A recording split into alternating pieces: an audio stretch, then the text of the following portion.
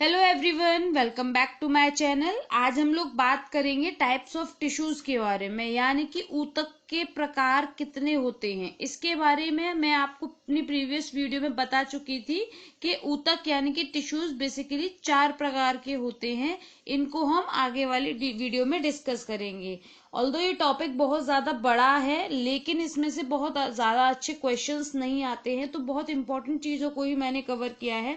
ये वीडियो बहुत लंबी नहीं होगी, शॉर्ट होगी और इम्पोर्टेंट चीजों को हम पढ़ेंगे। ये जो हम 4 types of kinds of tissues पढ़ने वाले हैं, इनके भी फर्दर क्लासिफिकेशंस हैं, पर हम उस डिटेल में नहीं गए हैं क्योंकि हमें उसकी नीड नहीं है। फिर हम क्यों अननेसेसरी चीजों को ऐड करें अपनी पढ़ाई में जिनकी जरूरत नहीं है। चैप्टर स्टार्ट करने से पहले मैं आपसे एक थॉट शेयर करूंगी। आप केवल सोचते रह जाओगे और कीमती समय खत्म होता जाएगा, इसीलिए अभी से शुरुआत कीजिए। मतलब आपने अगर अभी तक अपने एग्जाम को क्रैक करने के लिए प्रिपरेशन स्टार्ट नहीं की है तो प्लीज अभी से स्टार्ट कर दीजिए, क्योंकि जो टाइम है वो निकल रहा है। नोटिफिकेशन कभी भी आ सकता है। नोटिफिकेशन आने के बाद आपको कोई श्योरिटी नहीं है कि एग्जाम आपका 1 महीने में होगा, 2 महीने में, 1 साल में, कब होगा कुछ नहीं मालूम है। फिर उसके बाद में क्योंकि अब इंटरव्यूज नहीं होंगे तो सिर्फ आपके पास आपके हाथ में सिर्फ एग्जाम है जिसको आपको क्रैक करना है, जिसमें आपको अपना 100% रिजल्ट्स देने हैं। और ये भी नहीं पता है कि इसमें जीएसएन ये सारी चीजें इंक्लूड होंगी या नहीं होंगी। तो सबसे पहले हम अपने सब्जेक्ट को स्ट्रॉन्ग करते हैं, ताकि हमारे पास जब टाइम होगा तो हम बाकी चीजों पर भी फोकस कर पाएंगे। इसीलिए टाइम को देखते हुए, आपके गोल को देखते हुए, आपको क्या अचीव करना है उसको देखते हुए अपनी चीजों को मैनेज करें, क्योंकि टाइम जो है वो निकल रहा है। और अगर आपने अभी स्टार्ट नहीं किया तो शायद वो कल कभी नहीं आएगा जिस कल में आप स्टार्ट करने वाले हैं अपनी चीजों को। तो चलिए बिना टाइम वेस्ट किए हुए हम शुरू करते हैं अपनी वीडियो को। ऊतकों के प्रकार हमने पिछली वीडियो में डिस्कस किए थे। ये 4 प्रकार के होते हैं: उपकला ऊतक, संयोजी ऊतक, पेशी ऊतक और तंत्रिका ऊतक। अगर इंग्लिश में हम बात करें तो epithelial tissues, connective tissues, muscular tissues and nerve tissues. In 4 tissues के बारे में हम बात करेंगे। उपकला ऊतक यानी कि एपिथेलियल टिश्यूज जो हैं ये बहुत ही महीन परतों के रूप में पाए जाते हैं, मतलब बहुत थिन लेयर होती है इनकी। और ये जो थिन लेयर होती है वो शरीर के अंगों पर बाहरी अथवा भीतरी रक्षात्मक आवरण बनाती है, यानी कि हमारे जो बॉडी के अंग होते हैं, यानी कि हमारे जो ऑर्गन्स हैं, हमारे जो बॉडी के ऑर्गन हैं, उनके ऊपर एक थिन लेयर का काम करती है। ये बेसिकली 2 टाइप के होते हैं: सामान्य उपकला और स्तरित उपकला। यानी कि सामान्य मतलब सिंपल एपिथेलियम और दूसरा है स्ट्रेटिफाइड एपिथेलियम। जो इंग्लिश में टर्म्स जानना चाहते हैं उनके लिए मैंने इंग्लिश में लिख दिए हैं। सामान्य उपकला में मतलब केवल एक स्तर के रूप में होता है, मतलब उसमें सिर्फ जो लेयर होगी वो सिर्फ एक स्तर के रूप में होगी। कोशिका के आकार और कार्य के आधार पर ये भिन्न भिन्न होती हैं हालांकि, जैसे कि शल्य की उपकला हो गई, इसका जो क्लासिफिकेशन होंगे, स्तंभी उपकला हो गई, घनाकार उपकला हो गई, ग्रंथिल उपकला हो गई, रोमाभ उपकला हो गई और तंत्रिका संवेदी उपकला। ये कई तरीके की आपकी जो टाइप्स हैं इसमें आते हैं, बट हमें इनकी जरूरत नहीं, इसीलिए मैंने इसमें इसको मेंशन नहीं किया है। तो हमको बेसिक डिफरेंस जानना है। तो हमारा स्ट्रेटिफाइड जो एपिथेलियम है वो बहुत सारे स्तरों में कहें, बहुत सारी स्टेजेस में कहें, इसमें पाया जाता है, जो हमारे शरीर को यानी अगेन हमारे अंगों की सुरक्षा करने का काम करता है। नेक्स्ट हमारा आता है संयोजी ऊतक। संयोजी ऊतक हमारी बॉडी में सबसे ज्यादा मात्रा में पाए जाते हैं। इनका मेन फंक्शन होता है हमारे ऑर्गन्स को हेल्प प्रोवाइड करना, यानी कि सहारा प्रदान करना, क्योंकि हमारे जो ऑर्गन्स हैं उनको कनेक्ट करना है। ये कनेक्टिव टिश्यूज हैं, आपस में बांधे रखने का काम करते हैं। ये जो डिफरेंट हमारे ऑर्गन्स हैं और उनको ढकना, उनकी सुरक्षा करना, उनको सहायता प्रदान करना और उनको परस्पर बांधे रखने का काम हमारे कनेक्टिव टिश्यूज करते हैं। इनमें जो होती है वो अस्थि का मैट्रिक्स ओसिन नाम की प्रोटीन से जाना जाता है। ये हमारी इस संयोजी ऊतक में ही कई प्रकार के ऊतक होते हैं, जैसे कि हो गया आपका अंतराली संयोजी ऊतक, वर्णक संयोजी ऊतक, वसा में संयोजी ऊतक, जाल में संयोजी ऊतक और जंतु में संयोजी ऊतक, जिसमें आपका कोलेजन और ये सारी चीजें आती हैं। कंकाल तंत्र संयोजी ऊतक, कंकाल मतलब स्केलेटल कनेक्टिव टिश्यूज जो होते हैं उसमें आपका कार्टिलेज है, बोन है और ये सारी चीजें आती हैं। तो उसी में अगर आप बोन की बात करें, क्योंकि ये संयोजी ऊतक यानी कनेक्टिव टिश्यूज का ही पार्ट है, तो ये इंपॉर्टेंट पॉइंट था जो मैंने यहाँ इंक्लूड किया है, जो कि आपका स्केलेटल कनेक्टिव टिश्यूज में पाया जाता है। बोन का जो मैट्रिक्स है यानी कि जिसे हम ओसिन कहते हैं, ओसिन नामक प्रोटीन पाया जाता है हमारे बोन के मैट्रिक्स में। आपको अगर पूछा जाए, क्वेश्चन आता है पेपर में कि बोन्स में जो प्रोटीन होता है वो किस नाम से जाना जाता है, तो वो है ओसिन। आपको ये याद रखना है, ये काफी इंपॉर्टेंट क्वेश्चन है, आपको याद रखना है। फिर उसके बाद में हम बात करते हैं पेशी ऊतक के बारे में, जिसे हम मस्कुलर टिश्यूज कहते हैं। ये पेशी कोशिकाओं के समूहीकरण से पेशी ऊतक का निर्माण होता है, यानी कि जो हमारी मस्कुलर सेल्स थी वो जब क्लब होती हैं, जब वो क्लस्टर होता है उनका, तब हमारे जो टिश्यूज होते हैं, हमारे मस्कुलर टिश्यूज का निर्माण होता है, तब वो डेवलप होते हैं, क्योंकि tissues are cluster of cells. ये हमने प्रीवियस वीडियो में पढ़ लिया था। अगर अभी तक आपने मेरी प्रीवियस वीडियो नहीं देखी है तो do check that video first so that you can understand this video much better. फिर उसके बाद हम बात कर रहे हैं कि शरीर की मांसपेशियों का निर्माण इन्हीं से होता है, यानी कि हमारी बॉडी की जो मसल्स होती हैं उनका अगर हमें निर्माण किससे होता है ये पूछा जाए तो वो होता है मस्कुलर टिश्यूज से। ये जो पेशी ऊतक है वो हमारी पूरी बॉडी में पाए जाते हैं, ये हमारी पूरी बॉडी में यानी कि संपूर्ण शरीर में पाए जाते हैं। त्वचा के नीचे व अस्थियों के ऊपर पाए जाते हैं, यानी कि आपकी स्किन के तो ये नीचे है लेकिन बोन के ऊपर है, यानी कि बोन और स्किन के बीच में ये वाले जो आपके मस्कुलर टिश्यूज हैं वो पाए जाते हैं। ये शरीर की विभिन्न गतिविधियों को संपन्न कराने का काम करते हैं, यानी कि हमारी जो बॉडी की एक्टिविटीज है उनके लिए हेल्प करते हैं। जैसे कि मैंने फर्स्ट वीडियो में आपको बताया था, ये हमारी पार्ट 3 वीडियो है।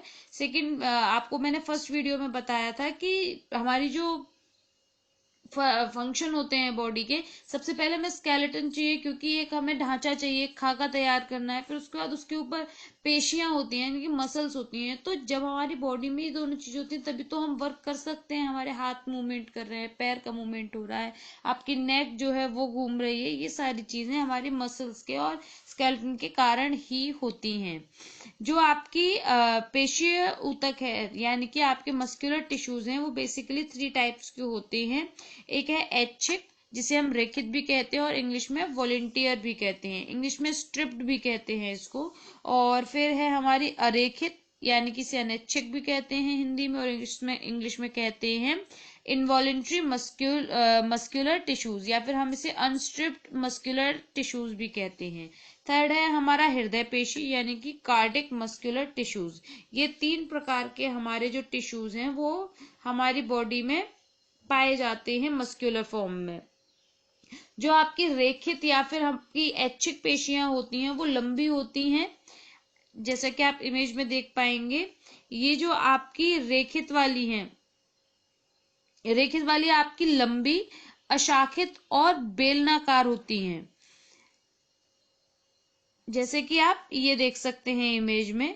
ये हमारे उन समस्त भागों में पाई जाती हैं जो गति करते हैं, यानी कि जिनमें मूवमेंट होता है। जैसे कि आपका हाथ है, इसमें मूवमेंट होता है तो इसमें ये पाई जाती हैं। ये बेलनाकार भी हैं, ये लंबी भी हैं और ये अशाखित भी है, मतलब इनकी फर्दर ब्रांच नहीं है। जैसे कि इसमें ये ब्रांच है, इसमें कोई ब्रांच नहीं है, जैसा कि आप इमेज में देख सकते हैं। फिर उसके बाद आती हैं हमारी अरेखित या फिर अनैच्छिक पेशियां।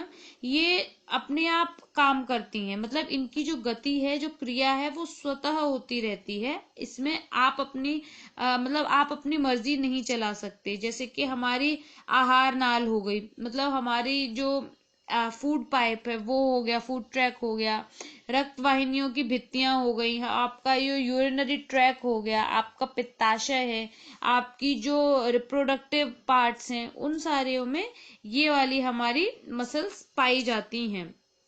यानी कि ये तो आपकी हो गई ए, यानी कि जो आपकी रेखित थी, ये हो गई बी जो आपकी अरेखित हैं, और ये है आपकी सी जो है हृदय पेशी यानी कि कार्डिक मस्कुलर टिश्यूज। ये हमारे हृदय में पाई जाती हैं, स्पेशली केवल हृदय की मांसपेशियां होती हैं, इनकी सिर्फ हार्ट में मिलती हैं। इनकी इनकी आप देखेंगे, इनका ढंग भी अलग है, ये शाखा है इसमें, और ये थोड़ा सा एक दूसरे से दूर दूर भी है, एकदम क्लस्टर फॉर्म में नहीं है। तो इस तरीके से बेसिकली 3 टाइप्स की हमारे पेशीय ऊतक होते हैं जिनको हमने देखा। फिर उसके बाद हमारा आता है तंत्रिका ऊतक यानी कि नर्व टिश्यूज। ये विभिन्न प्रकार के ऊतकों के मध्य में स्थित होती हैं, यानी कि हमारी जो मसल्स हैं उनके बीच में, और जो हमारे एपिथेलियल है टिश्यूज थे उन सभी के बीच में जो हमारी हमारी नर्व टिश्यूज होते हैं वो पाए जाते हैं। इनकी सेल्स न्यूरॉन्स कहलाती हैं, जो इनकी कोशिकाएं हैं उनको न्यूरॉन्स कहते हैं। आप हिंदी में भी इनको न्यूरॉन्स कहते हैं और इंग्लिश में भी इनको न्यूरॉन्स कहते हैं। इन कोशिकाओं का निर्माण भ्रूणावस्था में ही हो जाता है। ये एक बार नष्ट होने पर दोबारा नहीं बनती हैं, मतलब ये रीजनरेट उनका होना पॉसिबल नहीं है। अगर आपकी नर्व टिश्यूज अगर एक बार डैमेज हो जाते हैं तो वो रीजनरेट नहीं हो सकते हैं। ये जो मस्तिष्क है या फिर आपकी मस्तिष्क यानी कि आपका ब्रेन, आपकी मेरु रज्जु यानी कि आपकी बैकबोन, इन सभी में कोशिकाएं, ये जो तंत्रिका कोशिकाएं हैं ये बनती हैं, यानी कि इनका निर्माण कहाँ होता है, आप एक तो आपके ब्रेन में होता है और दूसरा आपकी बैकबोन में होता है। ये जो सेल्स होती हैं ये मिलकर नर्व फाइबर्स को बनाती हैं, और ये जो नर्व फाइबर्स हैं ये सभी मिलकर एट द एंड आपके नर्व टिश्यूज को बनाते हैं। आपको याद होगा मैंने आपको बताया था कि ट्रायंगुलर फॉर्म में होती हैं, कुछ इस तरीके से होती हैं। आपको इमेज दिखाई थी प्रीवियस वीडियो में, मैंने इस वीडियो में लगाना आपको भूल गई इमेज, इसमें शेयर करना आपके साथ में। कुछ इस तरीके की थी जिसमें आपका हाइड्रा होता है, और इसमें आपको ये एक दूसरे से कनेक्टेड होती हैं। आपको मैंने ये प्रीवियस वीडियो में आपको इसका पिक्चर शेयर किया था। ये कुछ इस तरीके की होती हैं। उसके बाद हम बात करते हैं कि हमारी जो बॉडी है उसमें क्या क्या चीजें आएंगी नेक्स्ट वीडियो में, वो हम शेयर करेंगे, क्योंकि हम मानव शरीर को फुल डिस्क्रिप्शन में पढ़ रहे हैं जो आपके टीजीटी के साथ साथ पीजीटी में भी हेल्प करेंगी। और जैसे मैंने कहा था कि सी टेट और यूपी टेट और जो भी स्टेट के टेट हैं उसमें आपको ये हेल्प करेगी वीडियो, क्योंकि ये वाले टॉपिक जो है वो जर्नल टॉपिक्स हैं जो आपके जर्नल पेपर्स में आते हैं साइंस के, जो होम साइंस में भी इंक्लूडेड हैं। अभी हमने जो डिस्कस कर लिया है वो हमने कर लिया है सेल्स के बारे में, हमने डिस्कस कर लिया है टिश्यूज के बारे में। अब हम बात करेंगे आगे स्केलेटन सिस्टम के बारे में, और जो जो टॉपिक्स इंपॉर्टेंट होंगे और उनमें जो पॉइंट्स मोस्ट इंपॉर्टेंट होंगे हम उनको डिस्कस करते हुए टीजीटी और पीजीटी दोनों को ध्यान में रखते हुए आगे वर्क करेंगे। टीजीटी में कंपैरेटिवली इजी सिलेबस आता है कंपेयर टू पीजीटी। पीजीटी में थोड़ा आपको ज्यादा डिटेल में चीजें पढ़नी होती हैं, तो मैं उनको सारे ही टॉपिक्स को उसी हिसाब से डिटेल में लेकर चल रही हूँ, सो दैट हमें कोई भी ऐसा क्वेश्चन आए तो ऐसा ना हो कि हम ब्लैंक हो जाएं कि इसका क्या आंसर हो सकता था या फिर इसका क्या आंसर है, ये हमने इतना डिटेल में नहीं पढ़ा। तो इसी तरीके से अपनी स्टडी को कंटिन्यू रखिए, चैनल को सब्सक्राइब कीजिए, शेयर कीजिए और लाइक कीजिए, सो दैट आपको नोटिफिकेशन जल्दी से जल्दी मिलता रहे, और आप अब नोटिफिकेशन को देखकर ही सही बट आप अपनी प्रिपरेशन के लिए एक स्टेप और आगे बढ़ें। जितना ज्यादा हो बुक्स को पढ़ें, अपने नोट्स तैयार करें, जितने चैनल्स आपको मिलते हैं होम साइंस के उन सभी को सब्सक्राइब करें, सभी से पढ़ाई करें, क्योंकि ये 2020 में एक सीट आपकी भी होना जरूरी है। आप इसको अचीव करेंगे, ये आपको गोल बनाना है। तो इसी को बस ध्यान में रखते हुए ऐसे ही पढ़ते रहिए, चैनल के साथ बने रहिए। Thank you for watching my videos and have a good day. Bye bye.